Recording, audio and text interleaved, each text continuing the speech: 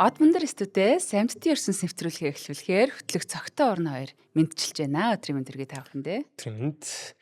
За яг одоо бидний энд ингээд 50 ярилцаад байж байхад дэлхийн хаана ихтэй хідэн тэрбум амьтан нүүдлийнхаа аянд явсан байгаа. Африкийн талд сая wildebeest борооны дараах шинэ өвсийг даган хөдөлж номхон далайд бөхтөр нурууд халим хэдэн мянган километрийн аяллаа үргэлжлүүлж ердөө 100 грамм жинтэй Арктикийн хараалаа дэлхийн нэг туйлаас нөгөө туйл руу нисэж яваа. Зарим амьтан эдэж тэжээлээ олохын тулд, зарим нь үр төлөө өлдөөхийн тулд, зарим нь өвлийн хүүтэн, ган гачиг, ширгэж буй уснаас амьд гарахын тулд нүүдэлнэ. Тэдэнд газрын зураг, замын тэмдэг, GPS байхгүй. Гэсэн ч далайн яст мэлхий хэдэн мянган километрийн цаанаас төрсөн эргээ олж яргаа загас яг тэр төрсөн голынхоо үнэрийг нь таньж анх удаа нүдлэж буй жижиг шувуу өмнө нь хизээж очиж үзэж байгаагүй өвлжих газартаа хүртэл хүрдэг. Монголчууд хээрийн галуу нисэн үлгэрэх газраас хүний хүү эрдэм өвөрлөн ирнэ гэж хэлсэн байдаг. Хүний явж чадах хол аяныг хүртэл хэлэхдээ галууны нислэгээр дүүцүүлэн хэмжсэн үг байгаа. Гэтэл тэр хээрийн галуу өөрөө Хималагийн 7000 метрийн өндрийг давж хүчил төрөгч далайн түвшнийхоос бараг 2 дахин бага агаарт далавчаа дэвж чаддаг тийм шувуу. Өнөөдөр тэр өндрөөс эхлээд далайн 1000 метрийн гүн хүртэл тэв дамнсан нүүдлийн замуудаас ахуулаад шүн бүр хэдэн зуун метр өксөж уруудан нүүдэлдэг планктоныг хүртэл ярилцгаулна. За хамгийн түрүүнд нүүдэл гэж яг юу юм бэ? За амьтад зүгээр л нэг газраас нөгөөрөө хөдөлсөнийг нүүдэл гэж нэрлэж болохгүй. Өглөө усандаа очиод орой буцах нь өдөр тутмын шилжил хөдөлгөөн. Зүгээр л нутагтаа хоол хийж байгаа тийм жирийн л нэг шилжилт. Харин нүүдэл бол тодорхой зорилготой, улирал болгонд давтагддаг, зорьсон газартаа очих хүртлээр замын тийм жижиг сажиг сааданд үл саатах онцгой тийм аян байгаа. Шилжилт хөдөлгөөнийг нүүдэл гэж андуураад иж болох юм. Зүгээр энгийн шилжилтийг нүүдлээс салгаж ойлгох хэрэгтэй. За нүүдлэж яваа амьтан замдаа таарсан эхний хоол дээрээ шууд зогсоод иж болохгүй. Жишээ нь нүүдлийн дууц шувууд замдаа түр амарч биедээ хангалттай өөх нөөцөлж аваад л шууд цаашаа нисдэг. Зарим бяцхан шувуу бүр нүүхээсээ өмнө биеийн жингийнхаа талтай тэнцэх хэмжээний өөх цуглуулдаг. Тарга твэрээ авдаг. Тэгээд бусад эргэтэн идрээ ширгээ жижигрүүлдэг. За өөх нь бол нүүрс уснаас хавгүй их энерги өгнө. Дээрээс нь бид задрахтаа ус үүсгдэг болохоор нисхийнх нь биеийнх нь цангааг тайлнж гэх юм уу гол юм шатхуун нь болж өгж байгаа. Гэхдээ хит их өөх нь бас эргээд хүнд ачаа болно гэх мэтчлэн энэ бүх тооцоог нүүдлэхдээ тооцох хэрэгтэй болдог гэсэн үг. Тэгжээж нүүдэлдэг. За энэ бүх аян замын цаана дэлхийн 23.5 хэмийн хазаалт гол нууц нь байдаг. Дэлхийн нэг тал нар руу тонгоход ингээд налаад өгөхөд өдөр уртасч агаар дулаараад бороо орж ургамал ногоо ургадаг. Далайд ч гэсэн нарны гэрэл тусмагц фитопланктон үржиж араас нь крил, загас, усны шувууд, халим гэд бүгд цуглана. Гэвч хэдэн сарын дараа дэлхийн нар тойроод нөгөө талтаа хазаалт нь очичход хоол тэжээлийн энэ асар том давлгаа өөр газар руу шилждэг. Тэгэхээр амьтад зүгээр нэг цаг уур улирал дагдаг биш. Ерөөсөө л амьд үлдэх гол их сурвалж болох энэ хоолны давлгааг, температурын давлгааг алдалгүй дагаж явдаг гэсэн үг. Гэхдээ бүх нүүдэл зүйн тогтлын дагуу тодорхой маршруттай байна гэсэн үг биш. Монголын жишээ нь Монголын хувьд Монголын хулан, цагаан зэрэг гэх энэ хоёр амьтан дээр жишээ аваад ярихад энэ амьтад хаана бороо орж өвс их ургана тийшээ чиглэлээ байнга өөрчилж хэрэн нүүдэлдэг. За тэдэн жил бүр яг нэг замаараа явдаг тийм бэлэн замын маршрут зураглал гэж байхгүй. Яагаад гэвэл өнгөрсөн жилийн сайн бэлчээр энэ жил гангаас болоод хадчихсан байж болно. Товчхондоо зарим амьтан тархиндаа тэр суурилсан байгаа бэлэн газрын зургаар аялдаг бол зарим нь байнга өөрчлөгдөх тэр тааврыг замдаа ингэж байнга бодож нөхцөл байдалтай тохируулан аялдаг байгаа. Дэлхийн нөгөө азар хазаасан явдал нь биднэрт бас дөрвөн улирлыг бэлгэлсэн байдаг. За Африкийн асар удам тал нутагт амьдрал бол яг нэг байранда байна гэж бол байхгүй, байнгын бас юм хөдөлгөөнд байдаг. Тэр Ботсваны Калахари цүлгэд Африкийн яг нэг доод хэсэгт нөхөө байгаа. За энд бол хэдэн сарын өмнө ногоорч исэн газар унтны ус татраад өвс хатахын цагт хагарсан шороо тоос боссон юм эзгүй тал болоо хувирдаг. Амьтдын хувьд усны асуудал эхэллээ. За энэ цагт Африкийн одос сүхрүүд нэг нэгээрээ биш олон сүрэг нийсэн асар том хүч болон үлдсэн ганц намгийг одоо хайж чиглэн хөдөлдөг.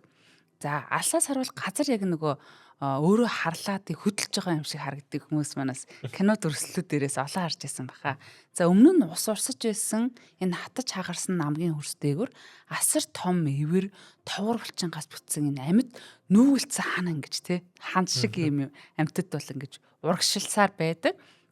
За гэвч энэ нүүдлийг олон 7 хоног төвчээртэй хүлээсэн өөр нэгэн сүрэг одоо хүлээж байна. За энэ бол тухайн нутгийн арслангуудын бүлэг юм. За зарим арслангийн бүлэг зөвхөн одоо жижиг зээр гөрөөс биш насар том одос үхрийг барьж идэхэд бүр тусгаалan дагнсан тэгээ ийм мэрэгсэн ийм байдалтай байдаг.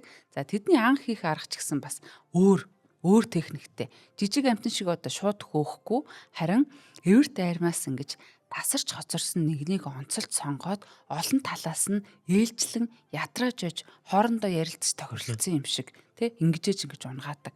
За одос үхрүүд ирсэн хэдэн 7 хоногт арслангуудын зоог эрс нэмэгдэж тэдний идэж дуусгасан сэгний үлдэгдэл дээр тас цөвөр чон нийлсэн одоо амьтад ингэж цугладаг. Энэхүү амьдралын эргүүлгээр энэ ялгац сэг зэмээр дамжаад азот фосфор зэрэг энэ хуурай талын өөр хэсгүүдэд тархаж байгалыг бас ингэж дахин тэтгэж идэг юм тий цикл ингэж явж байдаг байхна. Тэгээ сүргээсээ тасарсан ганц одсны бух гаднаас нь харахад бас амархан оолцсон юм шиг санагдаж магадгүй. За гэвч нэг арслангаас даруй 4 дахин хүнд ер нь нэлээд том амтан байгаад байгаа шүү дээ. За хурц цэвэр нь ойроо сул яг нэг үхлийн аюултай зэвсэг гэж хэлж болохоор ер нь нөгөө хоёр эвэрнийх нь үзүүрийн зай гэхэд л 1 метр гээл ботхоор ер нь те ямар юм дангар амтан бэ гэдэг нь бол харагдах байна. За тэгэхээр арслангууд бол шууд нөгөө шунан дайрахгүй ягаад гэвэл бас сүлбүүлчч мэднэ, дамжилтгүй болж мэднэ. Тийм учраас сонирхоогүй мэт одоо дүр эсгэж хажуугаар нь ингэж тий бариллаа эзлээл ингээд шаал өөр юм харж харцсан явж идэг тий. За яг энэ хооронд нь бол эм арслангууд ээлжлэн өдөж бүр ядраас зориудаар ядраасны дараа хүнд жинтэй эр арслангууд тулаанд ордог. Өөрөөсөө 4 дахин аврах юмтай тэмцэн гэдэг чинь. За тэр асар том бухыг хэдхэн минутын дотор ингэж унгаач чаддаг одоо тактикийнхаа ачаар гэхүү.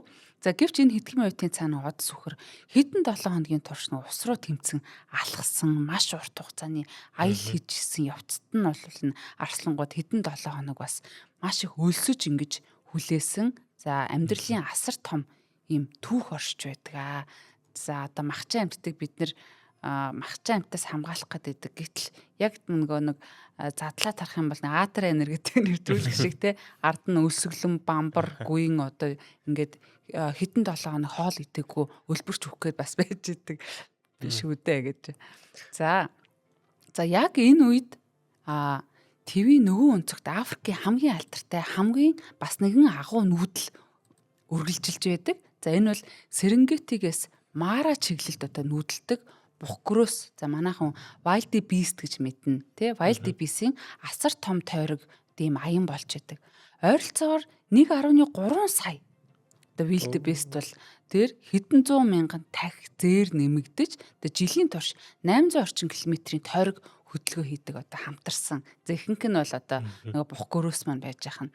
За Серенгети гэдэг бол яг манайханд бас хэлэхэд масаа хэлний төгсгөлгүй үргэлжлэх тал гэсэн утгатай. Бас их гоё онгон зэлүүд их гоё газар. Манай нөгөө дорндын маттын хээр тал ингээд те шууд тэнгэр харагддаг.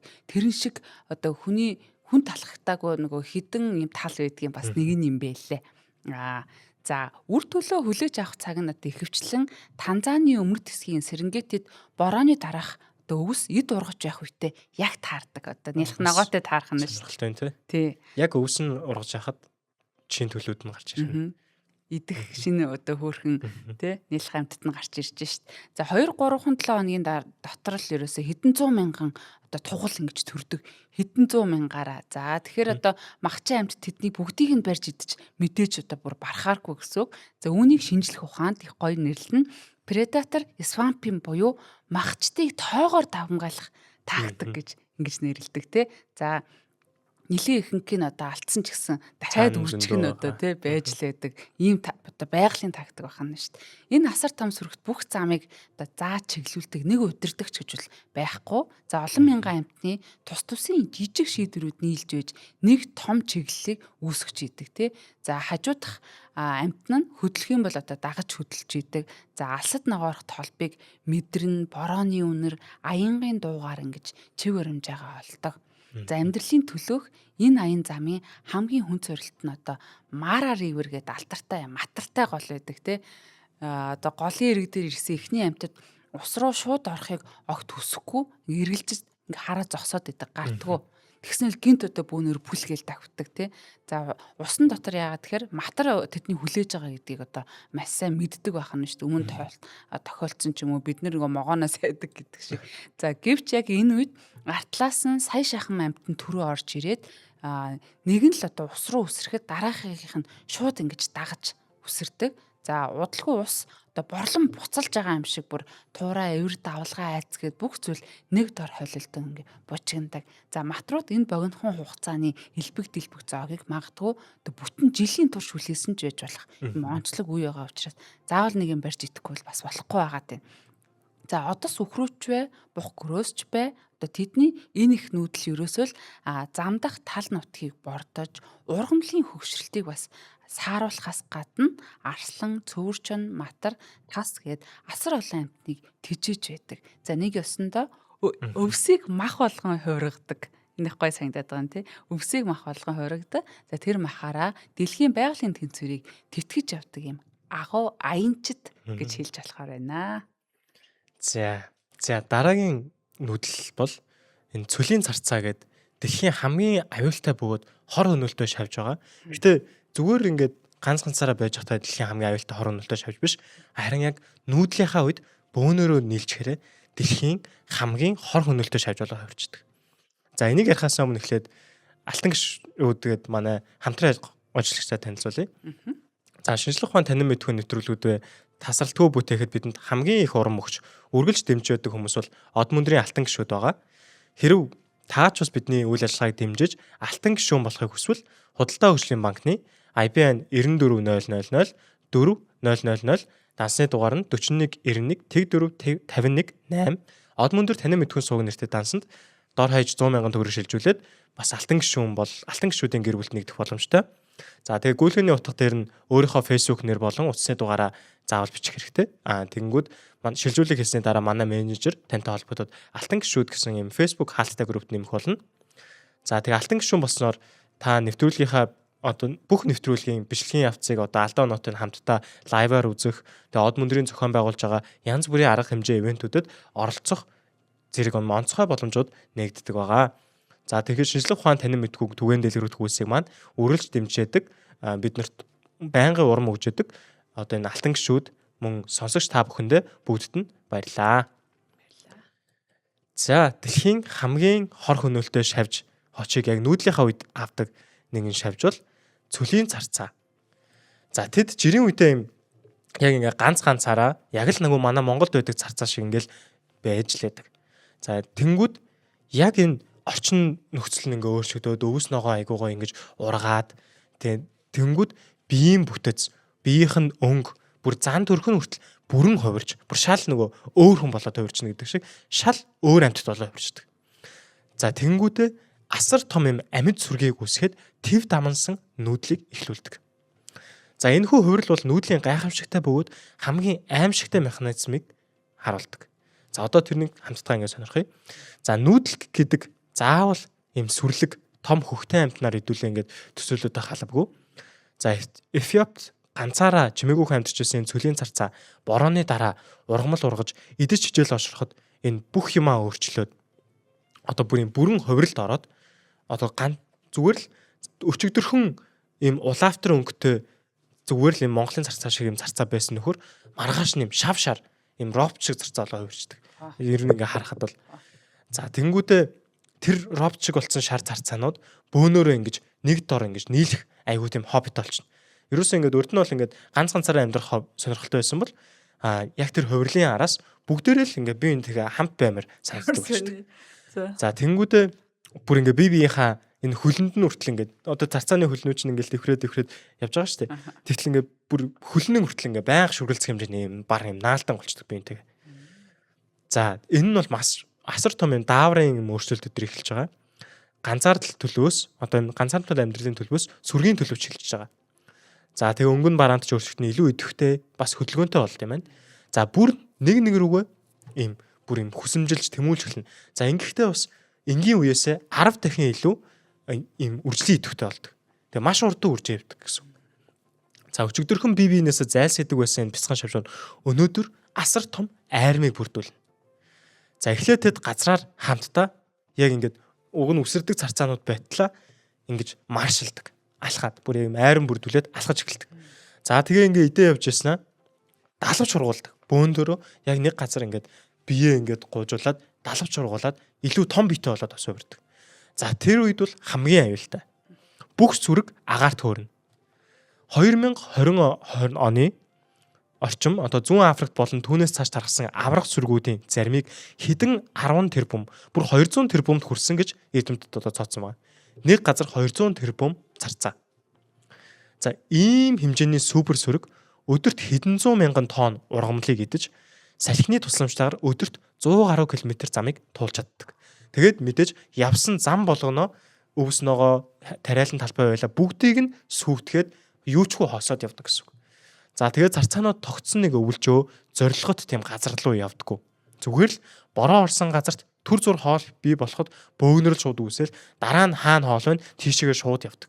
Ингээл явсан газар болгоно сүйтгэе явдаг. За тэгээд салхины чиглэл нь таарвал өдөрт бүр 150 км хүртэл юм шилжиж чадна. Тэгэд улаан болон юм Арабын тэнгис шиг өргөн усны мандлагч хялбархаан даваад нисээ гарчдаг. За ерөөсөө ганцхан квадрат километрийн хэмжээнд жижигхэн сүрэгт бараг 40-80 сая царцаа байх боломжтой бөгөөд энэ царцааны нүүдэл ингээд таарахад тэнгэр харанхуулж одоо ингээд бүр хүн мөн ингээд энэ нүүдэлтэй ингээд хажуудан зэрэгцээ зогсох боломжгүй бүр юм шавсан их царцаа болдог гэсэн үг. За тэгээд энэ нүүдэл ердөө ганцхан өдрийн дотор 35 мянган хүний идэх хэмжээний ургамлыг ор мөргүү цөлмөж чаддаг байна. За байгаль дэлхий дээр дөнгөж төрсөн үр төлөө үүрэндээ асарч хоолдог мянган төрлийн юм шавууд байдаг. За гэвч номхон далайн умард эрэхт одоо огт өөр хатуу хууль ингэж үйлчилдэг. Дөнгөж өндгөнөөсөө цухайсан ганц ч өмх хоол амсаагүй бяцхан ангаахай шууд л амьдралынхаа хамгийн аюултай бөгөөд урт аян замаа эхлүүлдэг. За энэ тухайс BBC-гийн гоё кино дээр гарч ирсэн. За Канадын энэ Британи Колумбийн аслагдсан арал дээр шөний харах үед газар доорх үүрнээсээ газар дээр одоо нэг тарганы үүр гэдэг шиг тий бүр ингэж газар доор тийм үүртэй. За энэ үүрнээсээ гольфын бөмбөгнөөс ч одоо жижигхэн ancient morellet гэдэг. За энэ шууны дэгдэхээ бол гарч ирдэг. Тэгээд өндгнөөсөө гараад ердөө ганц 2 цаг болж байгаа. Уг нь нөгөө нийлх хамтан байгаа даа ш тий. За гэтэл энэ бяцхан биетний далавч нисгэд бэлэн биш хотоод нь хоосон. За тэгтэл алсад далайн эрэг талаас ихийнхэн дуу сонсогдоод тэг дэгдэхээ бол харанхуй ойн дундуур нөгөө нүхнээсээ гараад тэр дууг чиглэл ингээл өөстэй ингээд одоо давхин нэг юм. Тэг ингээ тэглэж өгөн дөө. За тэгээд нөгөө нэг тэр чин жижигхэн амтан болохоор ч л ерөөсө бүх юм саад бэрхшээл модны үндэс болгон асар том хан шиг ингэж харагдчаа. Унсан мөчр бүр одоо уул аваа шиг тий нарийн горх гол юм аюултай гол шиг санагдчихж байгаа. Тэгээд яг тэр нөгөө нэг ээж рүүгөө явж байгаа тэр юу н аюу хөөхөн ингээл өнгөрч унахтаа унаал тий ингээд гэтээ ерөөсөө бөмбөг шиг ойгоо. Тийм хурдан саарахгүй л ерөөс хамаг хурдаараа л гэс очиж бас хоолоо идэх хэрэгтэй. Ээж нь болохоор бас нэлээд асар хол байгаад байна. За шүн гарах нь бүргэж цахлагаас нуудах боломжч зам харагдахгүй болохоор зарим далай төрлгөө замынхаа дунд эрсдэж одоо элдв амьтны идэж болох магадaltaй. Ер нь энэ бяцхан дөнгөж төрсэн амьтад бол дандаа л ангийн оолц олчих гээд байдаг. За харин эрэг төрсөн дэгдэхээ ээжтэйгээ ууслаа гэхэд бас шууд хооллохгүй. Энд одоо яг гол асуудал эхэлж байгаа. Ээж дээр очиод бас тэ дөнгөж эхэлж байгаа. За энэ шууд ангаахаа үүрэндээ тэжээдгүү зөвхөн далайд хоолдог юм онцлогтой. Их дэгдэх хоёр анхны хоол болох одоо крилд хүрэхийн тулд хэдэн 10 км тасралтгүй ингэ сэлдэг. хэдэн 10 км гэдэг бол тэр нийлх хамтанд бас тий хүн юм шиг сонсогдоод Арай байгаа гэж байхгүй юу? ойгоосоо талаа руу гүгээд ирж байгаа чинь дахиад нүүдлээ явуулчихдаг. Юм идмээр штэ. За тэгээд цаашаа одоо энэ зуны идэж элбэгтэй умарт тэнгис рүү бараг 1000 км аяллыг үргэлжлүүлдэг. 1000 гэдэг чинь те. За ердөө нэг сартаач болоогүй байгаа нисч чадахгүй энэ бяцхан амтан асар том далайг зөвхөн сэлж туусаар амьдралынхаа анхны алхмыг ингэж одоо 1000 км анхны алхам нь 1000 км болж таарж байгаа. За тэгэхээр одоо ингээд замдаа бараг өлсөд тураад өгчмээр юм шиг ингээд санагдаж байгаа байхгүй юу? Ер нь хүн дээр нас бий төрсөн хүн дээр зүгээр ингээд өөр дээрээ бодохоор тэгтээ тэгтэх өөрөнд байхдаа хоол идэггүй ч гэсэн одоо нэг өндөг гэдэг зүйл чинь дотроо нэг өндөгний шар гэдэг тийм манайхан ийм зүйл байдаг. Энэ бол одоо яг бидний хэвлэлд одоо боождаг хөхтөн амтнаас ялгаатай нь болохоор тэр шар зүйл бол тэжээж тэтгэх ингэж нэг үүрэгтэй байдаг. Тэр шар бол тэгдэхээ биш те. Одоо тэтгэх тэжээлэг юм зүйл байдаг. Тэгэхээр бас ер нь харьцангуй өөх тосны нөөцтэй одоо ингэж бас төрсөн учраас тэр бас тэгж хол явж чадаад байна гэж хэлж болохоор байна. Тэ. За дөрвөн үед амьдсан нэг аялал гэж бас байна. За цаасны хавчаараас ч хөнгөн зөөлөн ингээд имэрхэд л далавч нь гимтч хүч тийм хэврэг бяцхан ирвэхээ бол тэв дамжсан агуу нүдлийг одоо хийдэг. Байгаль дэлхийн хамгийн сонин үзэгдлүүдийн нэг үзүүлдэг Умард Америкийн хааны ирвэхээ буюу Монарч Баттерфлайн нүдэл байгаа. Ой бүр тэв дамжих юм. За сонирхолтой нь нэг ч ирвэхээ энэ аялыг эхнээс нь дуустал хүртэл явж чаддаггүй. Аялал бүхэлдээ 4 үе дамжин үргэлжилдэг бөгөөд улирал дамнсан тойрог нүдэл нь эхний үеийн гарсан гараа нь 4 дахь үеийн барай уснаар л саяныг өндөрлөдөг. За аялал Мексикийн Мичоакан мужийн далайн түвшнөөс дэш 2400-аас 3600 метрийн өндөрт орших Оймлфир буюу Жодон ойд эхэлнэ. Өвлийн улиралд сая ирвэхээ энэ харьцангуй дулаан ойд цуглаж ногоон модыг улбар шар юм шиг харагдтал нь өөрсдийнхөө өнгөөр бүрхэн бүр ингэ шаваад бүршдэг. Нартай дулаан өдрүүдэд агаарт дүүлэн нисэж сэрүүн шөнүүдээр бие биестэйгээ нягт бөөгнөрөн дулаацсан амьддаг ийм ирвэхээ. Хавар болоход тэд хойд зүгийг чиглэн ниснэ. Мексикээс дөнгөж хөдөлсөн эхний үеийн ирвэхэнүүд Америкийн нэгдсэн улсын өмнөд нутагт ирээд замдаа зөвхөн сүйт өвс хэмээх урамлаар хоололж өндгөлдөг. За учир нь тэдний аян замын авгалтай зөвхөн энэ урамлаар хоолдог тийм онцлогтой. Тэр яг энэ нүүдлийнхаа үед яг энэ ургамалт бол айгүй хэцүү ашиггүй гэсэн. За өндгөө үлдээснээс хойш эхний үеийн эцэг эхчүүд ердөө 2-6 7 хоног амьдраад л насаа эцэслэх бөгөөд тэдний даалгавар ер нь энэ хүрээд ингээд дуусж байгаа гэсэн үг. Эднэр өөрсдийнхөө төлөө нүүдлээгүй байх тий. Тэг яг дараагийнхаа үеийн төлөө нүүдлээд 4 үед дамжиж яг нэг нүүдлийг дуусгадаг гэсэн үг. За гэвч мэдээж ингээ аялал дөнгөж эхэлж байгаа. Өндөгнөөс одоо авгалдаанаас хүүхэлдээнээс далавчаад дэлгэн гарч ирж байгаа 2 дахь үеийн залуу ирвэхэнүүд одоо аав ээжийнхээ үлдээсэн тэр маршрутыг яг тэр чигээр нь хүлээн аваад одоо генд нь орцсон гэдэг ч юм уу. Яг тэр инстинктээрээ тэр зөн сонингоороо хойд зүг рүү дахиад цаашаа аяллаа үргэлжлүүлнэ. За ингэж богинохон амьдралаа зөвхөн аян зам зориулсан 2 болон 3 дахь богино наст үеийнхэн цувраа буйхан мэт хоорондоо залхамжлан үргэлжлүүлсээр зуны дүүрэн саруудад Америкийн нэгдсэн улсын хойд нутаг болон Канадын өмнөд хэсэгт саяныг хүрдэг. За гэвч жинхэнэ гайхамшиг намарт тохиодог. Зуны төгсгөл намрын ихээр их дэлхийд мэндэлдэг супер үе гэж нэрлэгддэг сүүлчийн 4 дахь үеийн ирвэхээ өмнөх үеийнхнээсээ шал өөр. Тэдний үржлийн даавар түр саатан биеийн бүх энерги зөвхөн аян зам зориулагдахаар бэлтгэгдэнэ. Одоо хооллогч үржигч тэрийг бүх юмаа ингээд хаагаад яг тэр аяндаа зориулсан холын замд нүүдлэх тэр бэлтгэлтэй л орно. Тэд өмнөх үеэсээ даруй 8 дахин урт наслах бөгөөд 7-8 сарын турш амьдрах чадвартай байдаг. Тэгээд тэд урд нь хизээж харж байгаагүй бүр нөгөө эхний үеийн гарсан нөгөө элен цөвөөгийнхоо гэх юм уу эхний үеийнхний ихэлсэн тэр Мексикийн уулын ой руу 4000 гаруй километр замыг туулан буцаж ниснэ гэд боддоо. Замдаа таарах бүх саад бартааг давж яг л нөгөө өвгдийнх нь өвлжиж байсан яг тэр жодон моддууд дээр хэдэн 10 мянгаараа иргэн бөөгнөрн суна. нэг ч ирвэхэд бүхэл газар одоо тийм газар зүүн зураглал эсвэл зам заах туршлага гэж байхгүй. Бүгдээрээ тэр хойд Америкт тэр хойд хэсэгт нөгөө Канадын өмнөд хэсэгт ингээд төрснөө буцаад Мексик руу явхаа мэдээд идэх гэсэн үг. Гэсэн ч одоо энэ аялал жил бүр гайхалтай төгс хэрэгжилдэг.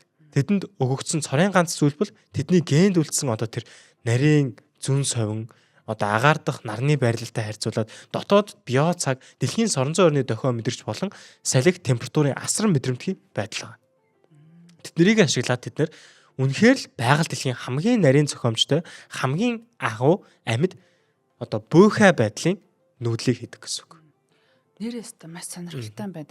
Би яг ийм зургнуудыг одоо янз бүрийн тойл амтны номон дээр дандаа энэ монарх ерөнхийдний зураг ингээ байж байгаа байхгүй тий. Тэгсэн чи нүүдэл нь өөрөө юм өрөмц юм байна л та. Тэгэд нэрээ нэг юм судалгаа байсан. Антинын ингээ тайрчаар нүүдлэх зам олох ойлцдаг гэд тэнд нь одоо ямар нэгэн юм бас чухал юм байх нь шүү дээ. Хоорондоо харилцдаг. Тэгээд нөгөө агаар салхи бүх юмыг мэдэрдэг тэр нөгөө хамаг гол мэдрэлээ эрхтэн антин л байгаа юм л та. За хоёулаа нэвтрүүлгийн хамтран ажиллаж танилцуулаад өргөжлүүлье. За бид бүх яг одоо Мортон Residence сэс та бүхэнтэйгээ мэдчилж байна. Чанартай амьдрий гэд маш гоё ураатай. За чанартай амьдрий ураатай энэ төслөлд нийт 3 блок 12 давхар доороо нэгдсэн B1, B2 давхарт 345 автомашины дулаан зогсоолтой нийт одоо 375 айлын ийм хотхон байна. За тэгээ ашиглалтанд бол 100% орсон. Тэгээд нэг улс цэвэршүүлэх нэгдсэн систем төслийн хэмжээнд бол суйрлуулсан. Тэгээд эдний бас нэг гоё юм. Тагтныхаа метр квадратыг ерөөсө 100% тооцдоггүй. Одоо бэлгэлдэг гэхүү те. За нэмэх нь одоо B1, B2 давхартаа хүрэлцээтэй авах зогсоолтой гэдэг гоё юм бэлээ. Одоо би чи ажилдаа ирэхдээ өмнө нөгөө нэг машинаач барьж болтгоо. Яагаад гэвэл зогсоол болтохгүй. Тэгээ ажилдаа явах нэг хэсэг болчихж байгаа байхгүй тий. Чи одоо болохоор ингээд зогсоол гоё бэлэн байж хахаар ажилдаа явах гэдэг тэр процесс маань хүртэл аягүй гоё юм тав тухтай болчихж байгаа. За тэгээд орчин нөхцөл бол агаар амьсгалахаас ахуулаад тий маш гоё одоо юм орчинтай байгаад байна. Тэгээд хүүхдийн тоглоомын талбай гэдэг бол тун чухал. Тэгээд Дайн улсын алдарт энэ компани гэдэг одоо брэндтэй одоо хүүхдийн тоглоомыг мэддэг хүмүүс бол сайн мэдэх бах. За энэ брендийн маш чанартай одоо хүүхдийн одоо өсөлт хөгжилт одоо манайхан ч нөгөө утас үзээд жоохон чихт нүдэн ажиллаад байна те. За тэнд бол яг ингээд сарамгчин мэт болох. Тэгээд тийм гоё боломжийг бас олгож байна. За хотхондоо дээж өрөх талбайтай гэж байгаа. За энэ бол надад аягүй гоё соёлыг бас те эмээ өвгөнөрөө гоё хүндэлсэн юм хүнлэг инэрэнгүү юм байгаагийн бас шинжин болоо гэж бодож байна. За тэгээд нөгөө гадна хаалга цоож дотор хаалга цонх энэ төр гээд нэг хүршлээ ярих юм бол бүгдээрээ дэлхийн одоо топ брэндүүд байгаа Германы одоо Холцер Италийн, Японы гэдэг ерөөсө бүхэл ийм топ брэндүүдээр бүх нарийн деталь юмудаа хийсэн юм бэлээ. За тэгээд та бүхэн маань холбогдохыг хүсвэл 76 тэг 67 хувцаар холбогдоорой.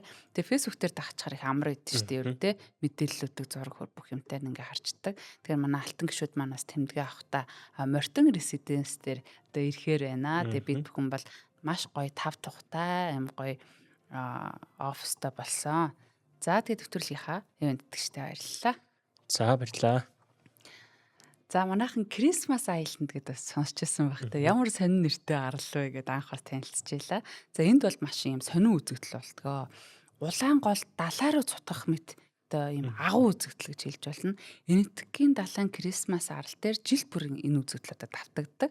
Дэлхийд өөр хаач байхгүй энэ улаан хавч гэдэг эдний эндемик амтан байх л те. Red crab нь арлын онцгой эзэд бөгөөд тэдний жил бүр одоо дараагийн үеийн үлдээхийн тулд их газраас далайн хөвөө рүү ингэж нүүдэлдэг. За хуура газрын амьдралд бүрэн зохицсон ч гэсэн үр төлөө үлдээхийн тулд заавал далайг зорих ёстой. Тэдний түүх чухам хэрхэн эхэлдэг вэ гэхээр одоо Christmas арлын ойд улаан хавч жилийн турш юм чихтэй гүн нүхэндээ ингэж бүгж амьдрт юм байна. За хатхаас амиа хамгаалахын тулд загалмайн хөндөй чигээ одоо маш чанд хадгалах хэрэгтэй. За бороо орж хөрс чиг сайн авахгүй бол одоо тэд урт замд гарч огч чаддгүй. За харин чиглэг үйлрэл эхэлж одоо сарны мөчлөг, далайн төрлөг, агаарын чигшлийн дохио яг тав одоо таарахад арал бүхэлдээ хөдөлгөөнд орж одоо маш ингэж онцгой үеийг сонгодог байх нь шүү дээ. Нөгөө ярилц тохиролцсон гэдэг шиг л дээрээсээ бүгд. За улаан гол далаараа цутгах мэт одоо ийм хөдөлгөөн үүсдгээ одоо хүн алхах ч зай байхгүй ингээд битүү хавч болно ер нь те. Нөгөөдөл чи ингээ бас хөөх инээдтэй явах юм аа. Хавчраад дэш өргөч ингээ хажууд дэшээ явдаг. За яг ийм болдог. Тэгэд нөгөөдгий чинь дайрч алж хэдчих гад бас айгүй хэцүү санамсаргүй. За Christmas Island бол одоо манай энэ Баянгол дүүргийн хэмжээрхүү.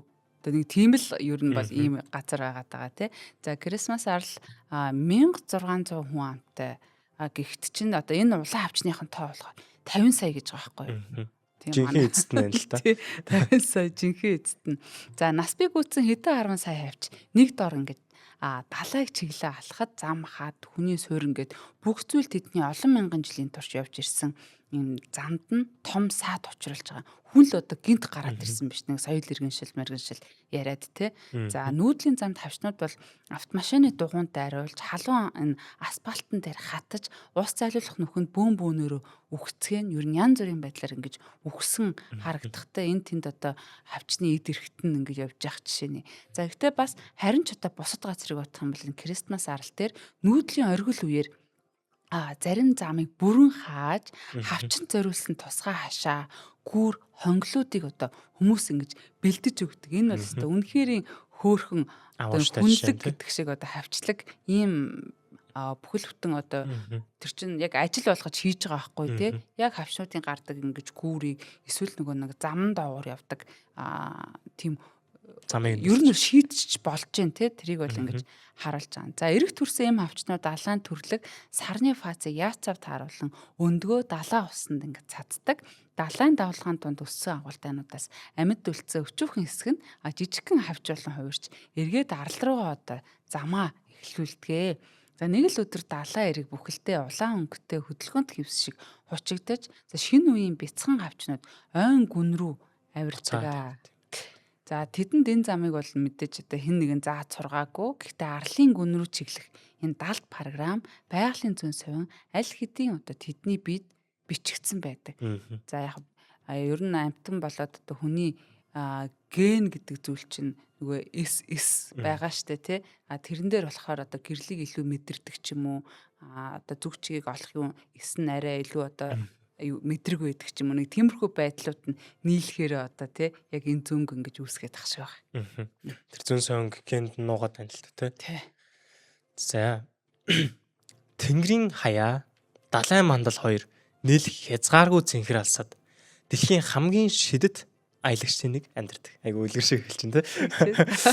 Номхон далайн асар уудан орон зайд агаарын урсгалыг эзэмдэж далавчаа дэвэгч шаардлагагүйгээр олон мянган километрийг дүүл нисэх Альбатрос шувууны түүх бол баяр баясгалан тэмцэл бас эмгэнэлээр дүүрэн байгаль дэлхийн нэгэн агуу туйлс гэж хэлчихэд болно.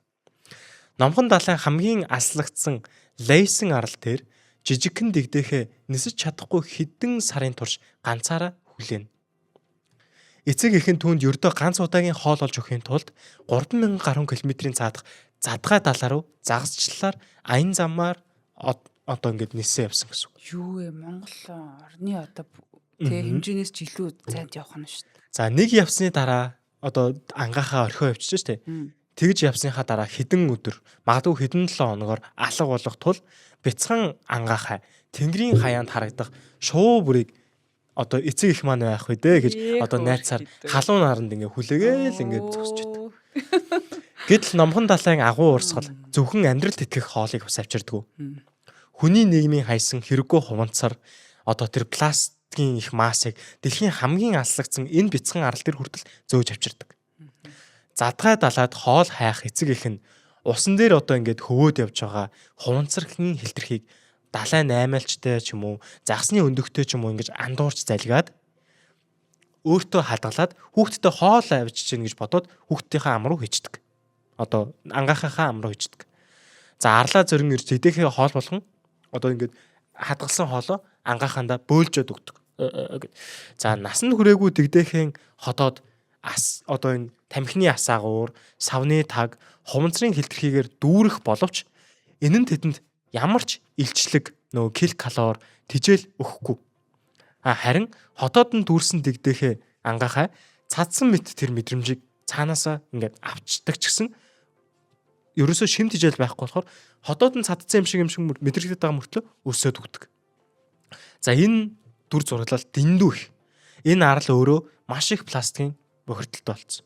Тэгээд энэ арлын одоо энэ альбатрос шувууны ангааханууд маш ихээр ингэж өгдөг. Бүх альбатросын ангаахаа дор хаяж амьдралтаа нэг удаа пластик идсэн байна. За энэ бол маш их мэдлэлтэй зураглал. Азар амьд үлдсэн чадaltaй одоо тэр ангааханууд том болоод анхны нислэхийнхээ өдрийг яг зөв салхитай хамт хүлээнэ. Альбатрос л өөрөө дэлхийн хамгийн одоо юм урт далавчтай шувуу байгаа. Тэгээ энэ урт далавчаа одоо дэвэн нисгээд заавал хүчтэй одоо анхны нислэгээ тэр хийхэд заавал хүчтэй салхи хэрэгтэй байт юм байна. Анхны нислэг нь ердөө хэдхэн секунд үргэлжилж магадгүй. Гэвтэл энэ богинохон нислэгийн яг одоо энэ анхны нислэгийг хүлээгээд одоо өөр нэгэн амтан бас нүүдлэн энэ арал дээр ирдэг. За одоо нөгөө альбатросын ангааханууд чинь нисэхэд цаг нь болж байгаа доо хідүүлээ амжиж очийгээд бар акулууд ирнэ. Тайгер шаркууд. За тэнгууд нөгөө хэдхэн секунд үргэлжлэх тэр анхны нислэгийг ингээ хүлээгээд жагаад анхны нислэг нь нислээ далаа руу ингээд унахт нь барьж авдаг гэсэн үг. За анхны нислэг нь ердөө хэдхэн секунд үргэлжлэж магадгүй. За акулууд зөвхөн энэ мөчийг ангааханууд анх удаа далавчаа дэлгэн усанд унах яг тэр агшныг ашиглахаар бүр хаа байсан тэр Аляск болон бусад бүсээс 1000 гаруй километр аялж яг энэ лайсан арлыг зорж ирдэг. За нэг амьтны амьдралын эхлэл нөгөө амьтны нүүдлийн гол шалтгаан болж байгаа бас нэг гайхалтай жишээ. Хэрв бяцхан ангаахай акулын амнаас мултарч задгай далаад гарч дүүлж чадвал тэрээр дараагийн 3-5 жилд нэг ч удаа хуурай газарт буухгүйгээр далай дээгүүр амьдарч чадна. Тэдэнд агаарт далавчаа байнга дэвэх ямар ч шаардлага байхгүй. Одоо энэ давлгааны дээрх салхины хурдны зүрэг ашиглан динамик дүүлэлт гэж одоо ийм физик үзэгдлийг хийдэг бөгөөд агаарт өгсөж эргэн доошлох мөчлөхөр салхины энергийг одоо зээлж бараг л хүч зарцуулахгүйгээр олон мянган километрийг нисдэг. Одоо энэ чинь 3-5 жил огт газарт буухгүй гэхээр бараг 20 мянган километр тэрнээс ч их километрийг нисж явдаг гэсэн үг. Газарт огт буухгүйгээр. За 60 гаруй жил амьдардаг ер нь айгүй удаан насалдаг шувуу байна.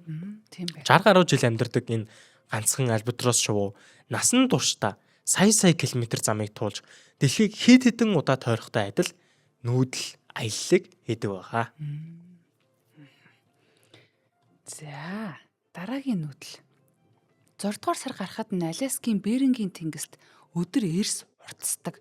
Өвөлдөө ердөө 7 цаг нар үздэг байсан хүүтэн ус 100 болоход өдөрт 17 цагийн турш наран дор гэрэлтнэ. Тэгэхээр нарны гэрэл инхүү одоо удаан хугацаагаар тусахад усанд орох энэ фитопланктон асар хурдцтай цэцгэлж түүгээр хооллогч одоо зоопланктон крил сам орхойнууд тоолж баршгүй олноор үрждэг.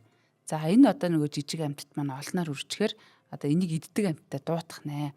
За ердөө хэдхэн 7 хоногийн өмнө хов хоосон анир чимээгүй байсан далай гинэтгэн дэлхийн хамгийн агуу хамгийн баян юм зоогийн газар болон хувирдаг.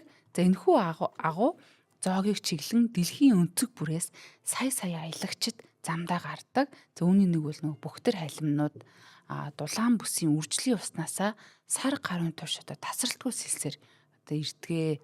За хөх халим одоо нэг бүхтэр халим намарсан халимнууд одоо бид нар бол нөгөө нэг шүүн хооллогч байгаад байдаг те амдаа шүдггүй одоо нэг юм шүүрчтэй те шүүрч. Тэгэхээр одоо яг ийм крил болон жижиг загсаар хоолдог гэсэн үг. За харин энэ хар салхич шувуу Шинэ Зеландын ойролцоох үржлийн арлуудаас умард номхон далайг зорин нэсэн. За өдөрт болохоор одоо 900-аас 1000 км замыг туулахнаас байдаг. За байршил тогтоож төхөөрөмжийн судалгаагаар тэдний жилийн тойрог зам дунджаар 64,000 орчим километр байдаг нь тогтоогдсон.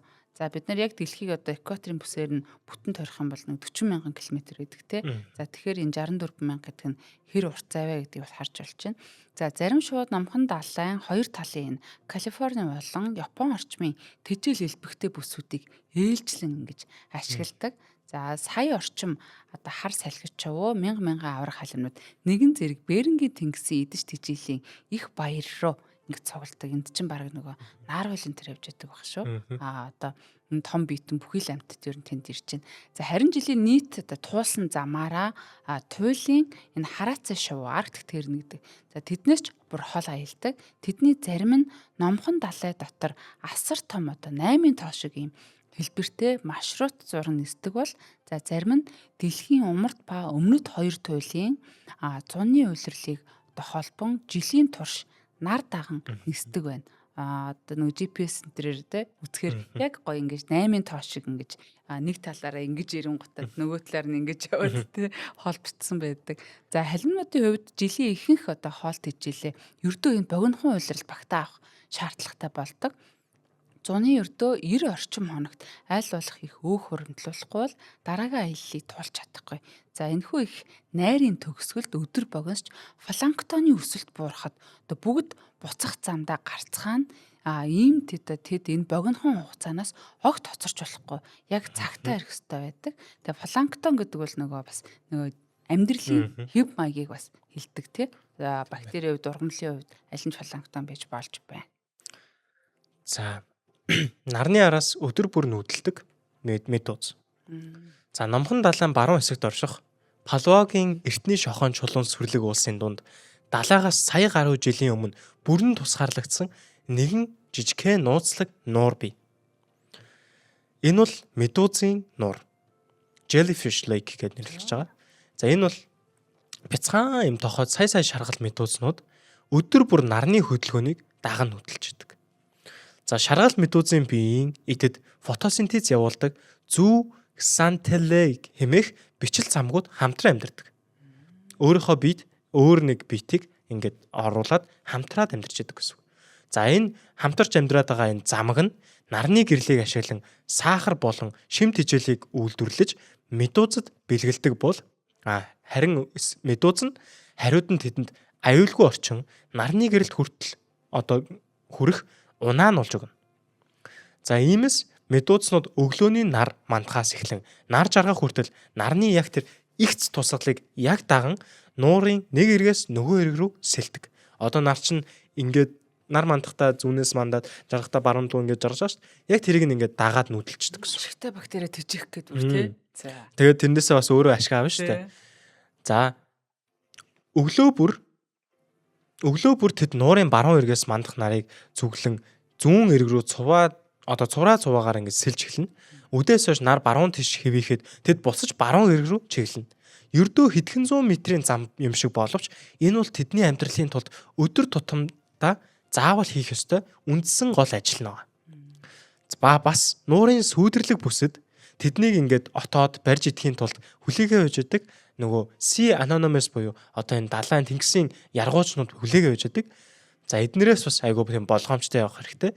Тэхийн тулд бас тун юм нарийн одоо юм замаар сүйдэр туссан тэр хадан ясаг юм ойр маш юм болгоомжтой тойрох гэж хичээдэг, маш сэрэмжтэй зайлших гэж хичээдэг. Гэтэ мэдээж тэд нар бас ингээд тоотлогоог нь бас зохицуулж яждаг гэсэн үг. За байгаль дэлхийн нүүдлийн гайхамшигыг зөвхөн одоо тэр Арктикийн хараалаа шиг хамгийн хоол зайд гэсэн рекорд орно.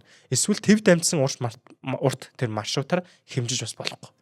Хэдэн зуун энэ айгүй цөөхөн одоо юм километр хүрхгүй энэ шилжиж хөдөлгөөн нүүдэл бол бас экосистемийн энергийн урсгалыг тэнцвэрж үзээд маш юм чухал нүүдэл байдаг. Нуурын энэ жижигхэн хэмнэл үнэндээ дэлхийн бүх талайд явагддаг юм асар том нүүдлийн бас бичил хувилбар байна. Далайн гүнд тоо томшгүй олон саяын планктонууд болон энэ бичил организмууд шөндөө идэж чижээл хайн гадар руу гарч хоолчоод өдөр нь нарны гэрэлд махчтаас нуугдан энэ харанхуй гүн рүүг ордог. За энэхүү нүүдлийг бол хоногийн босоо нүүдэл гэж хэлж байгаа.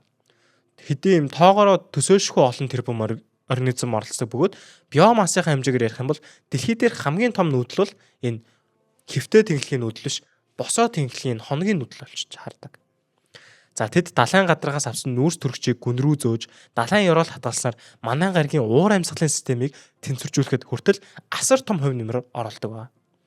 Бяцхан нуурын медузын хэдхэн зуун метрийн аялал болон далай тэнгисийн гүний энэх хөдөлгөөн хоёул их дэлхийн хамгийн хэрэгтэй амин чухал нүүдэл байдаг. За ингээд харахаар ер нь амьтад одоо яаж яг замаа олт юм бэ гэдгийг асуултыг л үзэгчид нэлээд бодож байгаа. За энэ дээр илүү жоохон дэлгэрүүлээд тайлбарлах юм бол за ганц ч тэмдэглээгүй энэ уудам дэлхийд одоо энэ амьтад бол ямар бид нар шиг юм гацын зурагт ерөөсөй байхгүй шүү дээ. Яг яаж замаа олт юм бэ гэдэг нь байгаль дэлхийн хамгийн юм агуу нууц байгаа даа. За энд төвчээр, зөн совин, байгалаас авах тэр 70 мэдрэмжүүд сүлжилсэн энэ асуултанд ганцхан тодорхойлт эсвэл бэлэн хариулт гэж бас мэдээж байхгүй. За амьтан болгон өөрийнхөө аргыг ашигладаг. Зарим шувууд өдрийн цагаар нарыг байгалийн луужин болгож ашигладаг. За нөгөө нар хаанаас манддаг жаргахыг бас мэддэг гэсэн үг. За гэвч нар тэнгэрт бас нөгөө тогтмол байдгүй нөгөө цаг тутамд байрлалаа өөрчилдөг тул тэд биедээ байх нарийн био цагтаа хослуулж байж чиглэлээ зохицуулдаг. За харин шөнийн харанхууд одод гол чиглүүлэгч нь болно. Шувууд одоо юм дэгдээхэн ангаахаа байхасаа л шүнжин тэнгэрийн оддыг ингэж бас айлж эхэлдэг. Оддын эргэлтийн төвийг тогтоож авд юм шиг. За тэгвэл одоо юм нөгөө оддод ингээд бүрхчихээр юм үүлнүүд ингээд тэнгэрийг бүрхчээ гэж бодъё л доо. Тэгэх юм бол юу чиглүүлэх юм бэ? Наранж байхгүй, одонж байхгүй бол одоо яах юм бэ гэж. За тэгэнгүүт дэлхийн соронзон оронг бас харж чадна гэж байгаа. Нүдэнд нь тийм уургаглаг бүтэц эдэр байдаг. Бидний нүд болоод яг ингээд одоо бид нарыг бас яаж харж байгаа юм гэж байна шүү дээ. Тэнгүүд шуудын хувьд юм шууд нүдэндээ луужинтай юм шиг юм соронзон өрнүүдийг харж идэг гэсэн үг. За тэгээд ердөөл бас юм үнэр. Тэгээд энэ уулын хэлбэрүүдийг цээжлэх, гол хөндий, далайн эргийн шумуудыг цээжлэх, мэдэх, энэ салхины чиглэлийг мэдрэх, давлгааны чимээг сонсох гэдэг энэ бүх зүйл тэдний хувьд газрын зураг болж хувирж болдог. За далайн яст мэлхий гэхэд л тэнгисийн соронзон орны хүч болон налалтын хослолыг ашиглан өөрийн байгаа өргөрөг, байрлалыг, нарийн мэдээллийг усан дотор бүр яг таг мэдэрч чаддаг. Одоо уртраг өргөрөө хүртэл олоод чаддаг гэсэн үг. Харин салмон загас бол одоо яргаа загас гэж хэлдэг. Яргаа загас бол далаад байхдаа соронзон зургийг ашиглан одоо өөрийнхөө их газрын ойролцоо ирж дараа нь нөгөө тэр үнэр ой санамжаа яг би хаанд төрсөн гэдэг нэр тэр голынхоо үнэрийг мэдчихдэг. Тэгээд тэр үнэрээрээ яг өөрийнхөө төрсөн гол руу очиж үржилт ордог. За тэд хизээж ганцхан мэдрэхүүд найдаж асар урт замыг мэдээж туулахгүй. Орчин үеийн онгоцны нисгэгч GPS луужин одоо энэ visual орчноо хамттан ашигладагтай адил амьтад ч мөн олон дохиог нэгэн зэрэг давхар шалгаж замаа баримжаалдаг байна. Зарим залуу шувуудын хувьд анхны чиглэл нь бүр төрөлхийн одоо юм кодлогдсон байдаг. Тэдэнд намар болохоор баруун урд зүгт тэдэн шүн нис гэсэн 70 тийм шууд юм дохио одоо өвөг дээдсээс нөхцөн юм шиг тархин шууд ингэ орж ирдэг гэсэн үг. За одоо чи баруун зүг рүү 9 шүн нисээрэ гэдэг ч юм уу. За гэтэл одоо галуу, тогруу, заан шиг юм урт настай сүргээрээ амьдардаг ийм амьтад ахмадууд гэж байгаа. Энэ ахмадууд бол бас нарийн зам, төр зогсоол, тижэл ба усны байршлыг туршлагаараа суралцдаг амьтад. GPS-ийн төхөөрөмж судалгаанаас харахад одоо юм туршлагатай тэргүүлэгчтэй сүрэг хүчтэй салхи, аюултай ган гачиг тохиолдоход хавьгүй зөв, аюулгүй маршрутыг сонгон туулж байгаа гэдэг нь угаасаа ингэж батлагддаг. Тэгээ сүргийн хамгийн хөгшин эмэгчин заан өгөхөд ердөө одоо нэг амтан хорвоогоос одож байгаа юм шиг боловч түүний тархинд байгаа тэр асар олон жилийн туршлага бас алга болж байгаа үгүйсэхгүй. Тэхийн тулд одоо нөгөө хөгшин заан ч бас байнга дараагийнх үеийг ингэж бэлдэж сургаж яадаг гэдэрхэл бас зөндөө юм ярьж бас болно гэсэн үг. За намар болохоор л одоо гинт баруун урд зүг рүү явмаар санагдаад гэх юм шүү дээ. Тэгэл бүх юм орхиол тэгээ явна гэдэг. Гинт өвөл болохоор Улаанбаатар хэдүүлээ Фукок руу 3 шүн яв гэсэн дахиад цаанаас ирээд байна. Нэг тиймэр гэдэг шиг. За сүрийн цай ахмадаа суралцдаг тэтгэр шуудын ба тод жишээ бол монголчуудын сайн мэддэг. Хээрийн галав. За тэд төв болон өмнөд Азийн хооронд нүүдлэгтэй Гимлайн сүрлэг улс төвдийн өндөрлөгийг шууд даван нисдэг.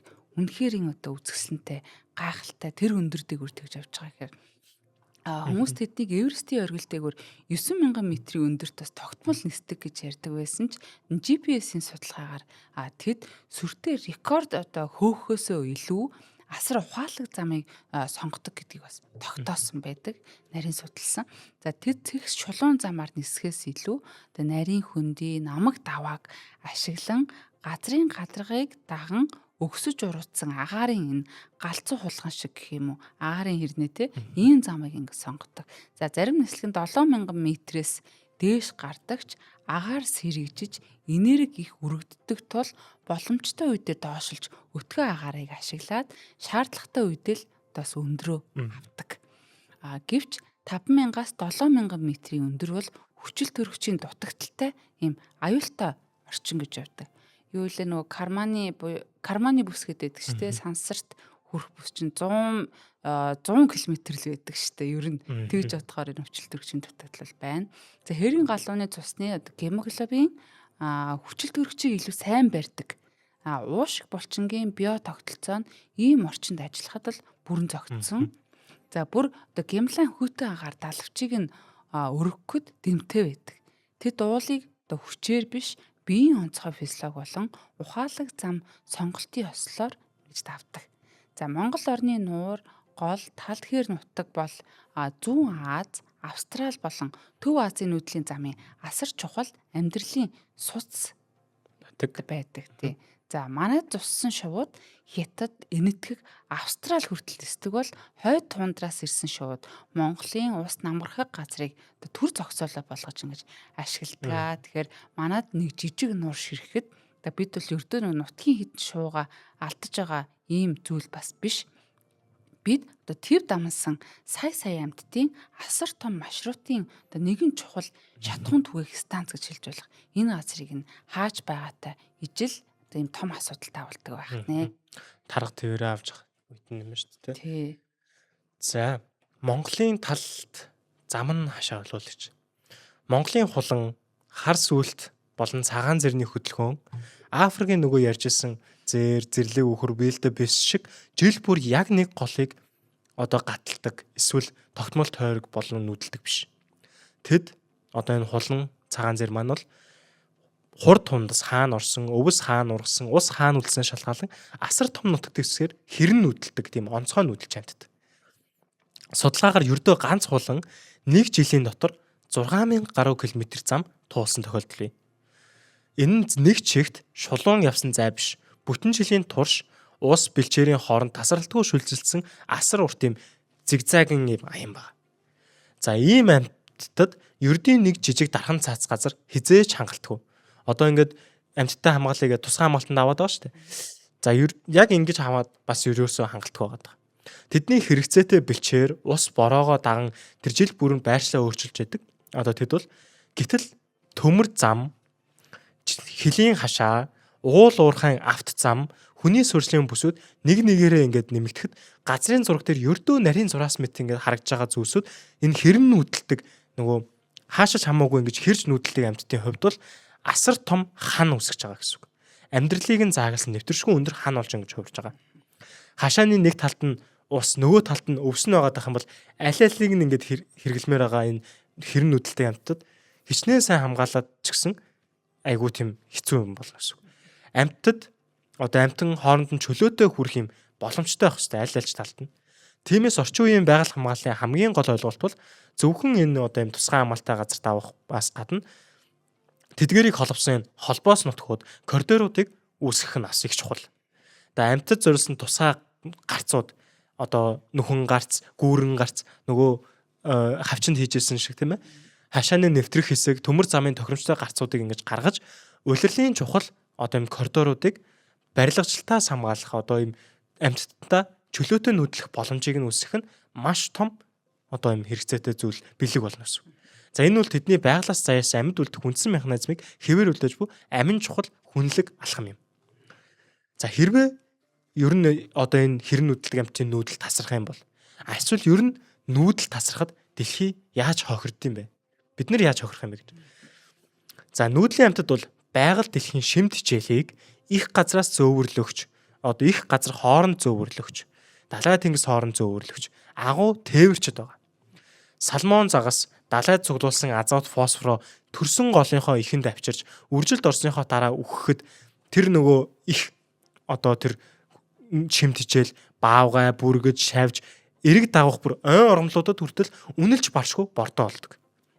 Авраг галим далайн гүнээс идэж авч гадаргад ялгцаа гаргахад тэр нь планктоны хоол нь болчдөг. Сарсан баавхаа цэцгийн тоос үрийг агаарт зөөж туурайтай амьтад өвсийг идэж бааснараа дамжуулан хэдэн зуун километрийн цаана ургамлын үрийг ингээд тарьж идэг. шувууд далайн шимт хижээлийг хуурай газрын арлуудад авчирдаг. Ганц яргаа загас ийм бид далайн азот голын их рүү ингээд орж ирж байна.